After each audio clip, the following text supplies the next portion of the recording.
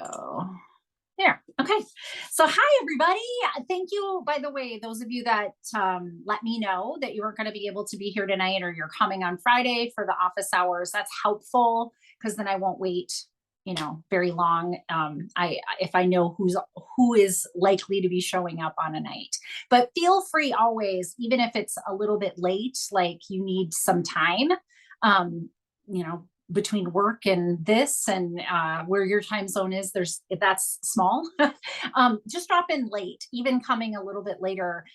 Usually get into more of the conversation and the questions towards the end after I've gone through, didactically what we're going to talk about. I've taught things.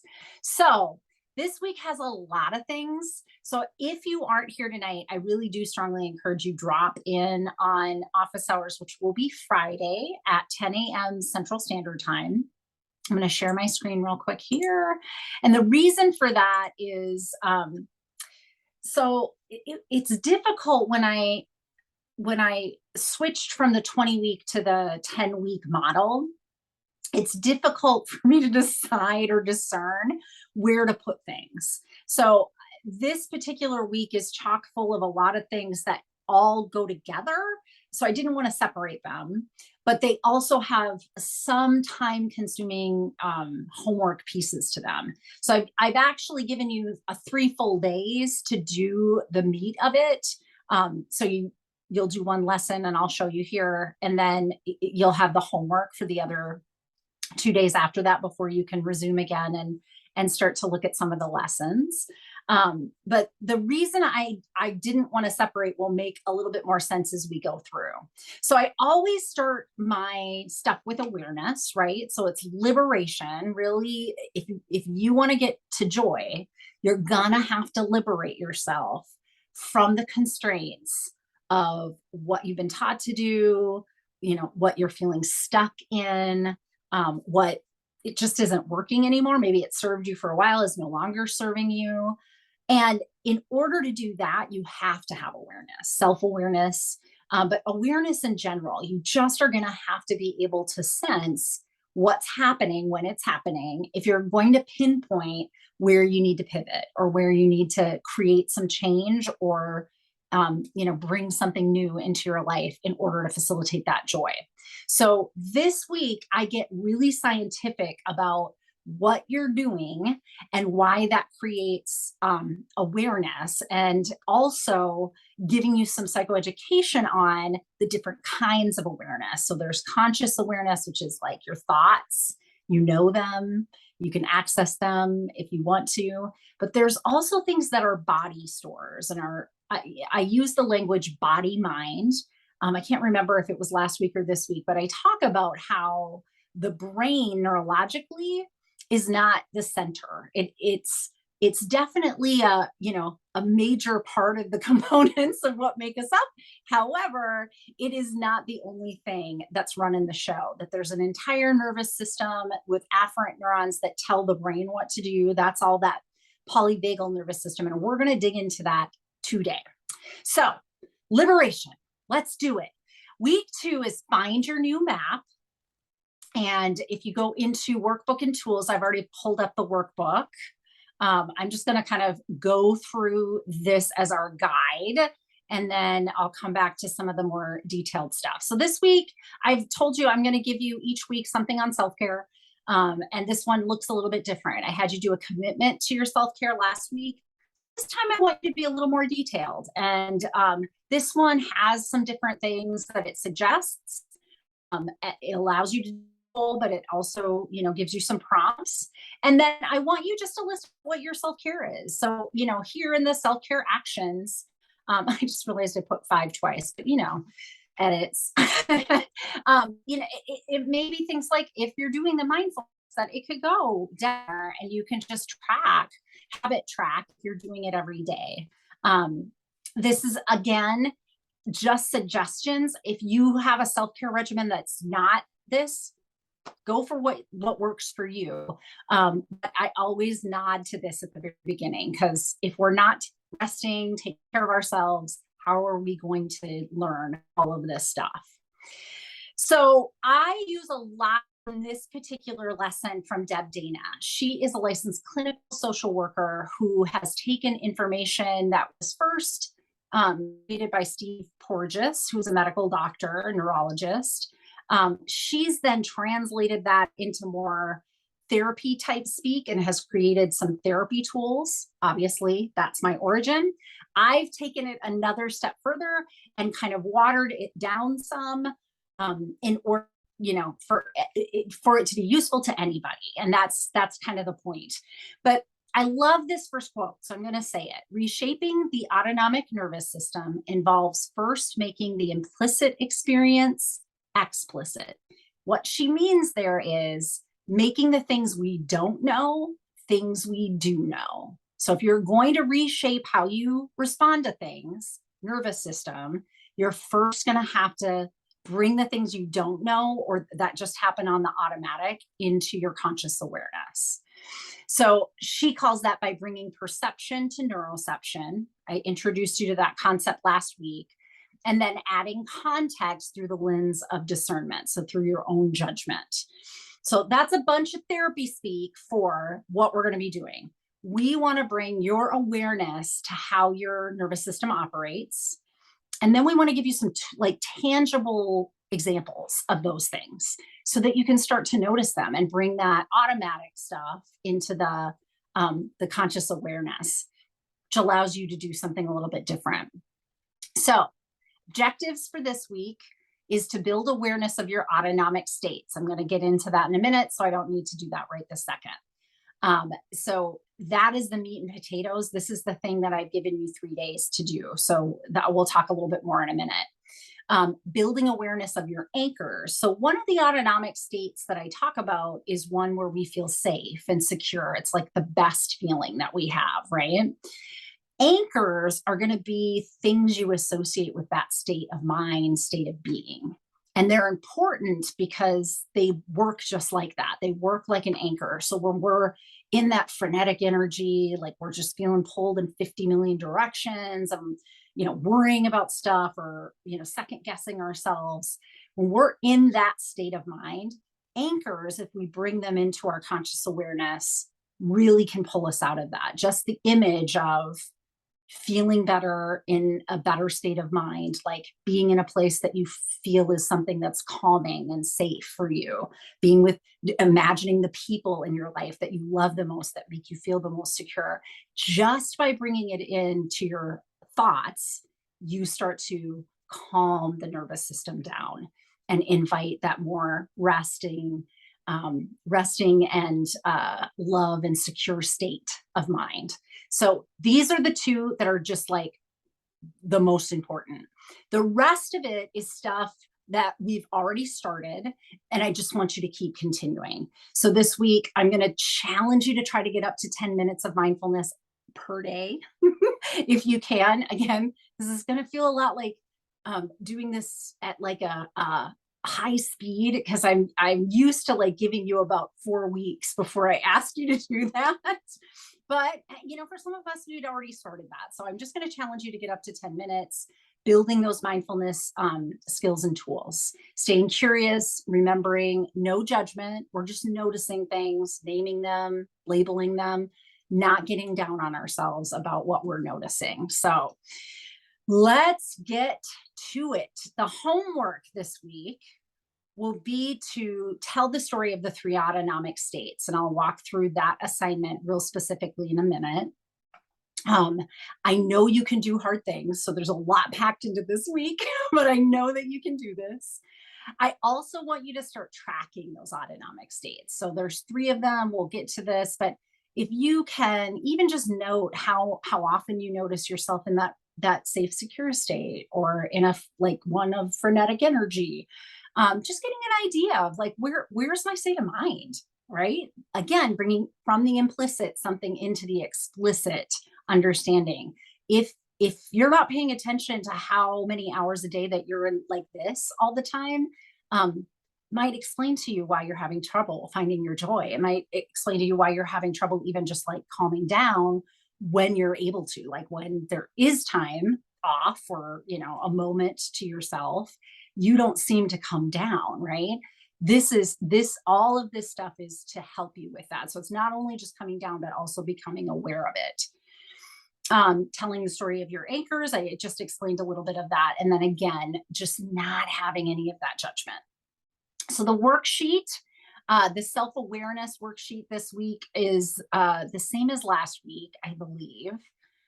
So so this is the one that's 4 times a day, just doing a self-awareness, mindfulness, tolerance practice, and you can track it there. Here are the different mindfulness practices by prompt. Many of these, texture, looking at a candle, noticing your breath, have a meditation that are attached to them, and you can just listen to my guided meditation and do it that way. Here's the meat and potatoes. Okay, so safe, secure, and connected is the ventral vagal story. And there is 2 worksheets per state. So first is to create a story. So you're using the following prompts. My autonomic state is safe, secure, and connected when my system is responding to being around my kids. My body wants to just rest and cuddle and be with them when I'm with my kids. My brain, sometimes my brain wants to wander when I'm with my kids. It doesn't want to stay in one place. But other times it's enjoyable. And you're trying to get to, one of those safe, secure states that's pretty solid in an image for you in your mind. And then when I review my short story, what do I notice? So these are going to prompt you through what you're writing here.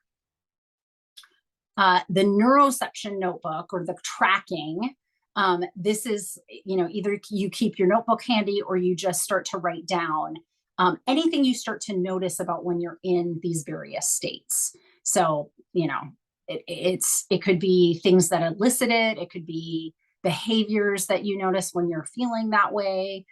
Just anything, like the kind of old standard is, am I sick? Am I tired? Am I hungry?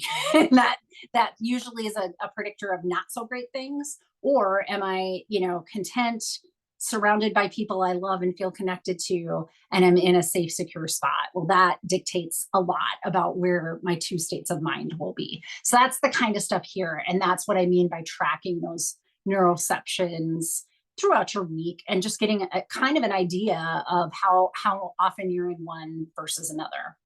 All right, so there's more to these worksheets for each 3, but we're going to go back to the course so that I can talk a little bit more about that. So autonomic nervous system, and why do we need to know about it? I'm just going to start by talking through what these 3 states are, how Deb Dana puts them in a ladder with our safe, secure, connected at the top, our fight or flight in the middle, that nervousness or that, compulsion to fight somebody or defend yourself. And then there's one called dorsal vagal, which is referring to a state of you have to split. So you can't have your emotion in that situation. And so your body mind has to make the decision not to act the way that you think it should act. And I'll talk in here about kind of what's the biological evolutionary reason why we do that. But a great example of this is if it's not socially appropriate for you to have a certain feeling. So you're at work, if you're in a work environment and you're very emotional, very angry about something, but you're not going to be able to go off on your boss, on a peer, whatever, on a direct report, then you tend to have this split where your mind can stay present and just look like it's normal. And that emotion kind of gets suppressed is what we call it. And of course, that lives in our body somewhere until we discharge that stress. And many times it's that accumulation of stress that creates, chronic anxieties or depression or things of that nature. So I'll go through that in that video.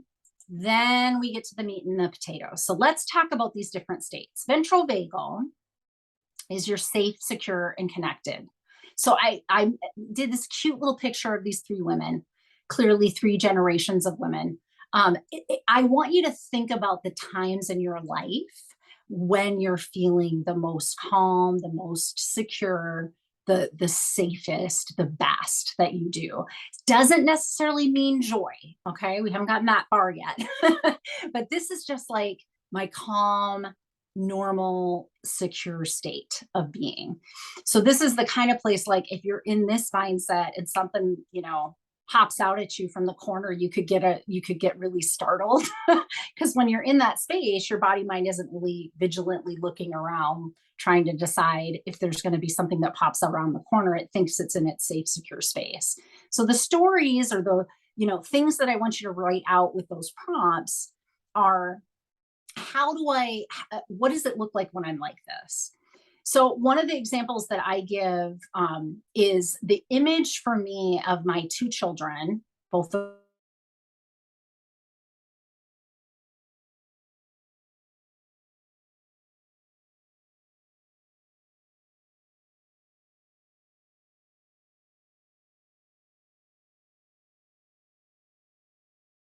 her best. My mind wasn't wandering. I just wanted to be there and present in that moment with them. So that for me is a story that I use as one of my ventral vagal anchors, which we'll get to in a minute. Because if I'm in that frenetic state, just kind of it'll pull us back in so that we are not in that frenetic state of energy. We're more in that present moment orientation, just by the image that it will do that. I don't know what happened here, but my screen is not sharing. So just give me a second. I'm going to pull this back up. Could be my connection. Sorry if it slipped. The next one is sympathetic nervous system. And you may not know that word, but apparently sympathy means to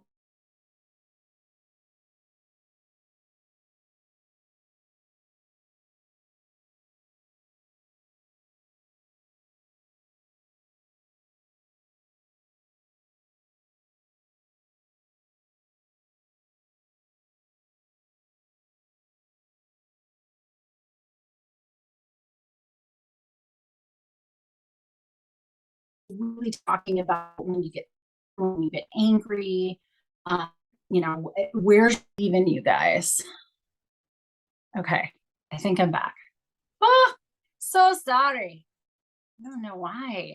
I'm gonna change this one just real quick to a different line.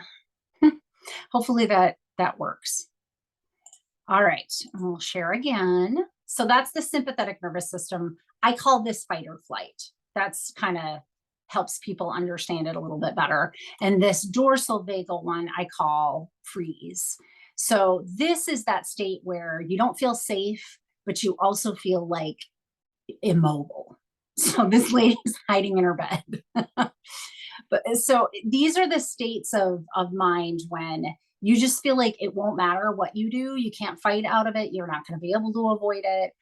So you just kind of shut off. So a little while ago, I talked about that splitting. That's a version of this. It doesn't necessarily mean we are literally immobile or don't, have any motion. What it really means is that there's a part of us that keeps going in our life, but there's something that got shut down.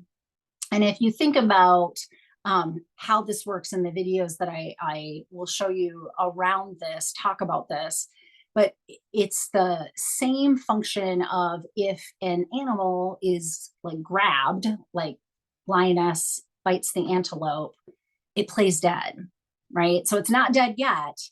And here's the really tricky part. It doesn't know it's playing dead. So there's a part of its body that can shut it down and make it look and feel that way to the lion, even though the antelope doesn't know it's sitting in a lion's mouth for good reason. If it knew it was there, it would get activated again and it would want to fight its way out. And that would probably, through that struggle, end up in their demise.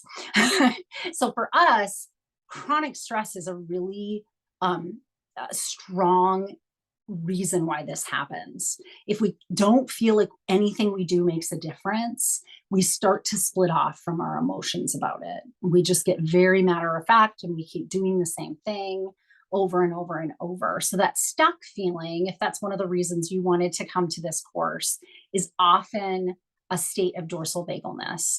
So if you're feeling stuck and you just don't know what's happening, I want you to write that story down. Where is my mind? If I'm stuck, do I have any idea of what's happening? Do I feel at all connected to my body. Sometimes we don't. And what I mean by that is, like, if I asked you in those moments when you're at work and you have to just not have emotions, what do you notice happening in your body? You probably wouldn't have a great answer for it because you're not thinking about your body when you're at work. You're staying in your head on a version of a thought island, is what I call that, instead of integrating like how I feel in my body and my emotions and my thoughts all at the same time. They kind of split from one another. So that's what this story is going to be about. And you have 3 days to put that section of the workbook together. Then we're going to go into how habits can be really helpful in changing, some of your behaviors, in helping you to be mindful in, many respects. It is a habit of the way that we think that we're trying to pull out when we're being mindful and being more aware.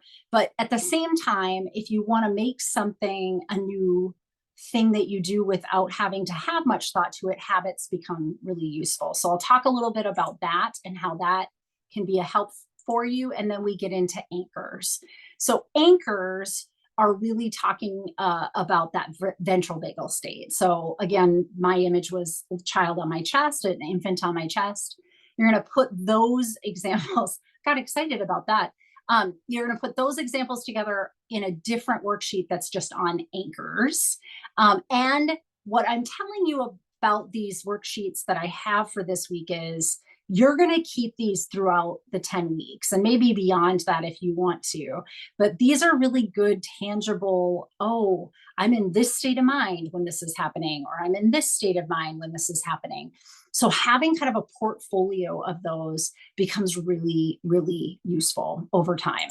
So that's what we're going to do on day 6. And then on day 7, I also talk about how I'll give you lots more examples than a child on my chest, but how some of our anchors are all around us all the time. And we haven't brought those implicitly, because we're not noticing them, into our explicit knowledge, into our conscious awareness. So this particular video kind of talks to you about that, where you can just kind of like, boom, right in front of your nose. That's where they are.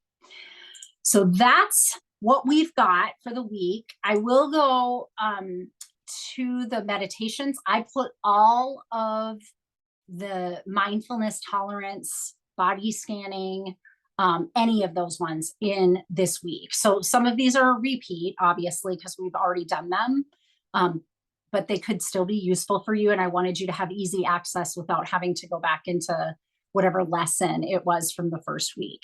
So I think there's like 7 in total. You've got them all here, easy to take on the go. And if you need to, this also gives you the capacity to download them within the app. So there we go. That is that.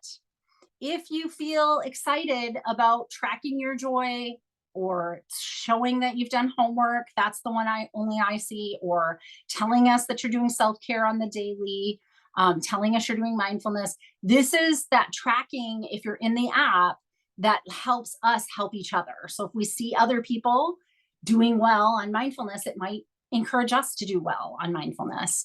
And also, I haven't seen a lot of you talk in these channels. It's the taking our places. That's our channel, but introduction. So making sure to go in and saying what your name is and why you're here and what you're hoping to get. If there's ever any questions, like in the middle of videos and homework, and you're like, what the heck, please help, just write it there. And I'll either answer it right in the community, or I'll come back to it at office hours, or I'll come back to it at one of our group coaching. I'm sorry, that's Q&A. Please help is if you need some support from your other community members. My bad. Sharing our successes, really important. And then after I do group coaching and after I do any of the drop-ins, you'll find the weekly videos, the links to them here. So this was from last week, and you'll see me post one at the end of tonight, most likely, if I can get to it. All right, I'm going to stop sharing. And I've got Jackie here with me. So any questions, Jackie? Yeah, as I was gonna make mention, I may have not shared it before, but so I go by Jacqueline. Oh, Jacqueline, I'm sorry. No worries, no worries. Yeah, no, I guess one of the things yeah, it's so beautiful. Like, I guess I'm trying to, um, I haven't gotten into the site. I think there's two things Oh, happening. I just learned that um, your emails are going to both of my emails. If I'm not oh, mistaken, going to Jacqueline at jjrconsultancy.com, but they're going to my personal, which is gonzalezreyesj@gmail.com. okay. So I'll check it out. yeah, we want to prioritize my personal one, Gonzalez Reyes Okay, J, because that's the one that I like sure. that would be amazing. And so correct me, I think I was able, so all this is already has been emailed. Uh, Yes. and then there's a link that says like this is the app. Uh, hmm and And I created a video, and so I can also send that out. I'll do an email tonight that kind of recaps, puts the YouTube in it, and I'll put the other video that I just went through how to do the app, how to like you find where you find it online, how you download it to your home screen, where you find stuff through it. But I also, if you watch the first video from last week, kind of the middle part of that was to go through the app as well. But the video that I created just about the app is a little bit more helpful because I gave you guys a screen of my phone and went through it so that it looked in real time like what the app will do.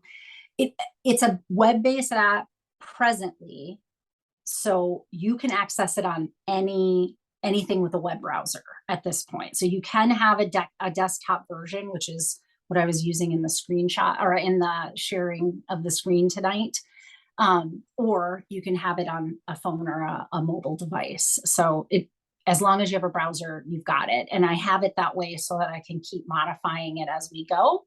And then once I've got it, you know, in a place where I feel like, yes, this is what I want it to look like and do, then I'll submit it to Apple and Google to have it also come down from the App Store that way. okay, great. I'm looking forward to digging deeper. I Yeah, just saw. yeah. I'll go just real quick. If I share that same screen, let's see, where did that go? There we go. If I were to log out of this, you'll come to a screen kind of like this, and it'll either say log in, or if you don't have a login yet, it'll say sign up. And you're just going to put in the email address you want to use with it and create yourself a password. Once you've done that, then Jacqueline, I go in and I open up to all of the stuff that you were just seeing tonight. Without me going in and doing that on the back end, you can't have access to it. So that's just, I don't want you guys paying twice. And I couldn't undo that part. And I didn't want to have to create a bunch of usernames and passwords and be responsible for all of that. So where in the heck? There we go. Stop. There we go. Okay. I'm getting used to Zoom. I feel like I haven't done presentations on it very often. So I did WebEx last year, but that was harder for people to access, I guess. So we're trying Zoom this year. We'll see how this goes. Any questions as far as the material itself? Yeah, so the audio was cutting off a little bit on the second one.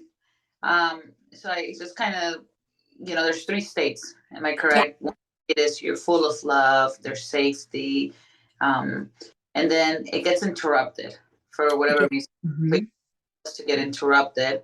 That's the second state. Did I capture it correctly? Yeah. And then the third state. And I call that fight or flight because most people have kind of some awareness of when we get scared or mad, right? So that's that middle part. Mm-hmm.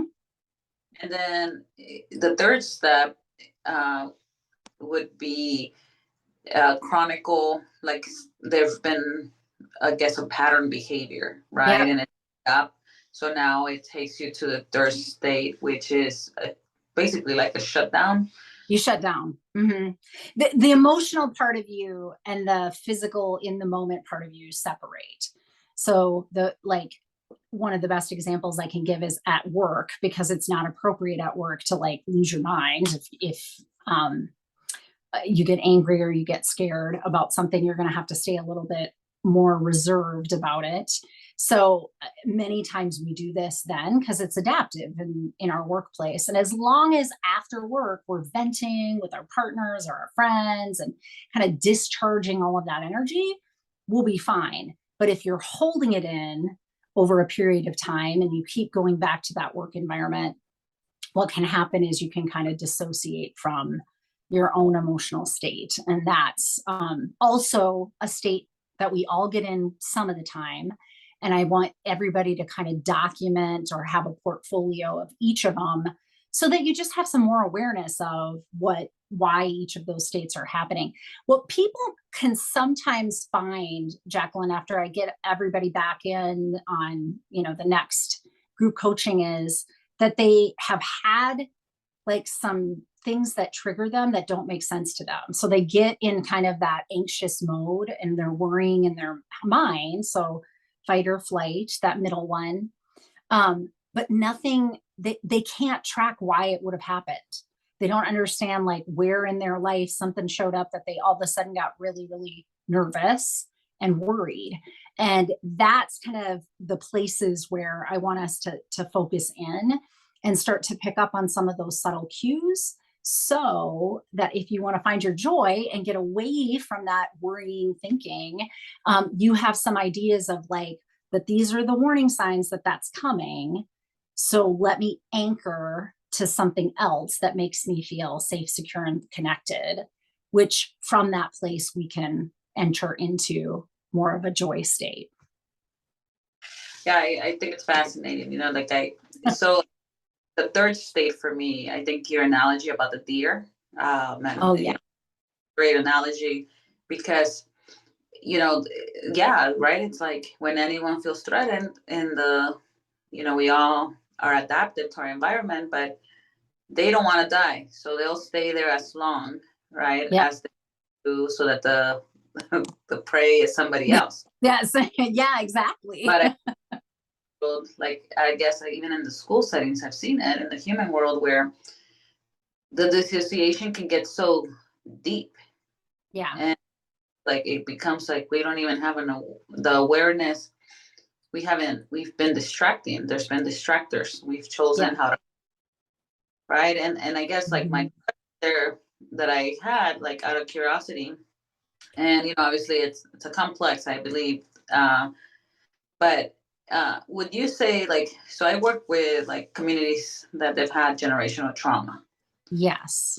They had, does it have to do with what percentages, if you had any thoughts on it, like what percentages? Yeah. So trauma in particular creates more dissociation than anything else, especially if that trauma was interpersonal. So if you're a kid growing up in a house that's chaotic, dissociation is really your only option. You're not going to fight your chaotic, parents off. You're not going to run away. I mean, you might try, but it's not that, those are not going to be options. So our body mind learns, I'm just going to have to, split from this emotional experience of what's happening. So I'm here, but I'm not feeling all the feels about it. And the intergenerational piece to it is, yes, epigenetically, what will happen over time is subsequent generations are more prone, more vigilant, and so they will get there faster than a body mind coming from a family that does not have that historically. So here's the thing about living in America: if you're BIPOC, you probably have more chance of getting into that dissociated state than angry or anxious. Not that you don't have all of the states, but it hasn't, we have not arrived yet at you guys get to have all your feelings in a public forum. Like there is still systemic racism everywhere. So that's, you know, a kind of a common example of, yep, you'll get to a dissociated state.